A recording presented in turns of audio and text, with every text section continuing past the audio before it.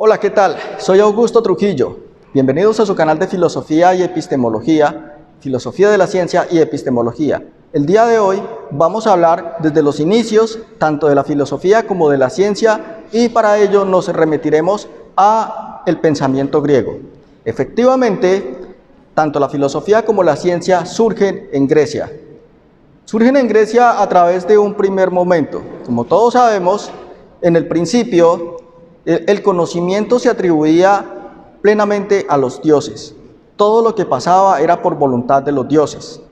Pero a través del tiempo surgen unos pensadores que se van a conocer como los pensadores presocráticos. Antes de los presocráticos, todo lo que se refería al conocimiento, al origen del mundo, digamos que se atribuía netamente a la voluntad de los dioses, en el sentido de que si, por ejemplo, está lloviendo porque es la voluntad de Poseidón o de Zeus. Si vamos a pescar, tenemos que elevar una oración a Zeus. Como ya hemos tenido la oportunidad de leerlo y también de verlos en muchas películas que dan de los griegos, Furia de Titanes, Troya, 300, muchas películas que hay sobre los griegos en la antigüedad, en un primer momento ellos eran bastante dependientes de estas figuras celestiales conocidas como los dioses. Pero cuando vienen o cuando surgen los pensadores conocidos como filósofos presocráticos o filósofos de la naturaleza, hay un tránsito del mito al logos, es decir, de creer en la existencia y que todo lo que ocurre en el mundo es por una serie de deidades, a comenzar a racionalizar el conocimiento y a decir, un momento, si están ocurriendo determinados actos, no es porque sea la voluntad de X o Y Dios o diosa, sino porque se atribuye a una serie de hechos, de fenómenos que se pueden explicar de otra manera. Así que comenzaremos hablando de los filósofos presocráticos. Los filósofos presocráticos surgieron en el mar, cerca al mar Mediterráneo. Dentro de estos filósofos encontramos tanto algunos que se consideraban monistas y otros que se consideraban pluralistas. Los monistas decían que el origen de todas las cosas era el arjé. Arjé entendido como el origen de todas las cosas, esto en un punto de vista cosmológico. Pero los pluralistas decían que el origen de todas las cosas no solamente era uno, sino que podían ser varios. Podríamos hablar de varios arjé. En ese sentido surgen unos pensadores, ¿como cuáles? Tales de Mileto. Tales de Mileto va a decir que el principio de todas las cosas es el agua. A través de sus múltiples viajes por el Nilo hacia Egipto, se dio cuenta de que la gente que vivía cerca del Nilo pescaba y obtenían sus formas de vida a partir de lo que el agua les daba, tanto para los animales como para las personas, sus alimentos, el comercio. Esto llevó a que Tales de Mileto pensara, un momento, el origen de todas las cosas es el agua. Incluso hasta nuestros tiempos, la ciencia ha demostrado que el cuerpo es 70% agua, 30% materia. Tales de Mileto llegó a esta deducción, pero también hubo otros pensadores que establecieron otras deducciones, como cuáles. Heráclito. Heráclito decía, el principio de todas las cosas es el fuego, todo fluye, todo cambia, nada permanece. Pero Parménides va a hacer una crítica y va a decir, no podemos decir que todo fluye, todo cambia, nada permanece, porque eso sería estancar el conocimiento. Si nada fluye, entonces el conocimiento tampoco va a poder fluir. Heráclito decía, nadie puede bañarse dos veces en el mismo río. Y es la crítica que Parménides le va a decir, estableciendo que el conocimiento no es dinámico. ¿Y cómo lo va a hacer? Va a plantear su propio arjé que consiste en el ser y el no ser. Esto es un poco complejo, incluso para los mismos filósofos que han durado años o toda su vida, poder desenmarañar un poco estas teorías. Podríamos concluir entonces que Parménides nos habla del ser y el no ser como arjé de todas las cosas. Anexo a ellos, a Heráclito, Tales de Mileto, Parménides, vienen otros pensadores, otros presocráticos, como cuáles. Pitágoras. ¿Qué nos decía Pitágoras? En un primer momento, la escuela pitagórica, más que ser conocida como una escuela, fue conocida como una secta, pero sus teorías fueron tomando tanta relevancia que dijeron que el arjé de todas las cosas son los números. De esta manera encontramos el famoso teorema de Pitágoras. ¿En qué consiste el teorema de Pitágoras? La hipotenusa al cuadrado menos un cateto al cuadrado es igual al otro cateto al cuadrado.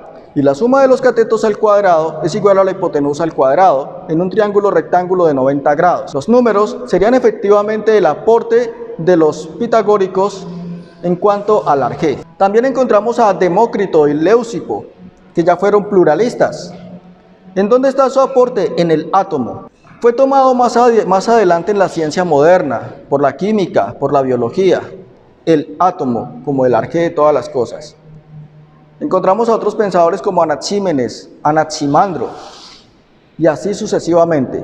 Con ello estamos estableciendo un tránsito del mito al logos, de creer en figuras divinas como los dioses, en una explicación mítica del mundo, a establecer una explicación racional, una explicación lógica del porqué de las cosas.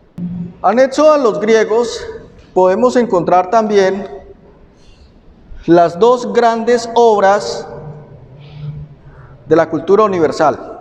¿Cuáles son estas dos grandes obras de las que siempre les he hablado en clase? La Odisea y la Ilíada, ¿verdad?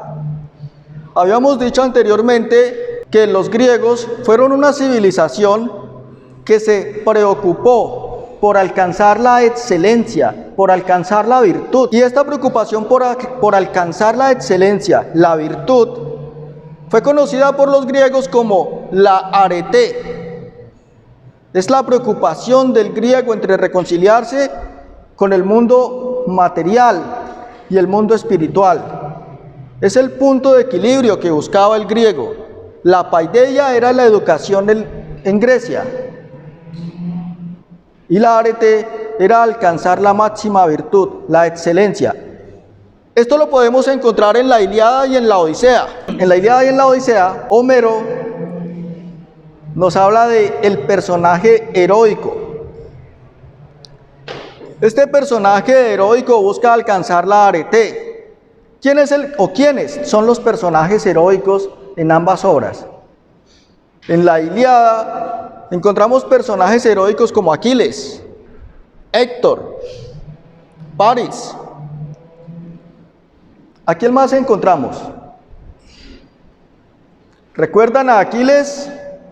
Cuando Aquiles va con sus mirmidones y motiva a sus hombres diciéndoles: mirmidones, mis hermanos de espada, yo elijo pelear con ustedes y no con miles de soldados. Que el mundo sepa que somos fieros, somos leones. ¿Qué hay allá? Más allá de la playa, esperando inmortalidad, es suya tras ella.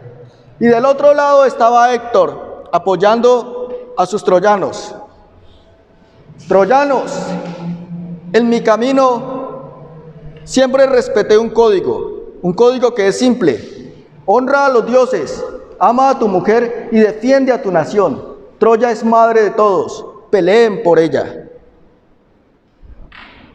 Encontramos a un Aquiles que, más allá de ser un guerrero, en muchos de sus diálogos demuestra que lo suyo no es solamente el arte de la espada, sino que también es un hombre que se preocupa por su posición en el mundo.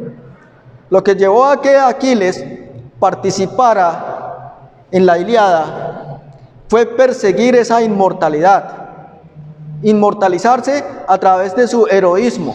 A él no le interesaba el oro, no le interesaban los bienes materiales, le interesaba trascender.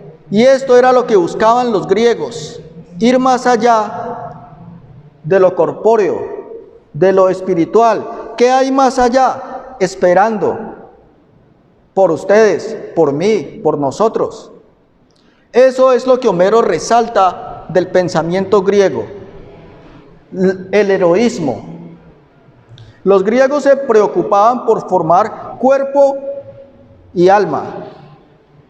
El cuerpo había que formarlo por muchas razones, por razones de salud, de estética, pero también para estar preparados para la guerra, porque aunque Grecia no fue una cultura expansionista, sí se preocupaba por estar preparada. Más adelante, después de los griegos, vienen los romanos, cuando Roma invade Grecia. también cabe resaltar que la parte de Atenas hizo unos aportes a la parte física, matemática, a la lenguaje, la parte teatral, que son más que alusivas a la parte física, más la parte mental. Sí.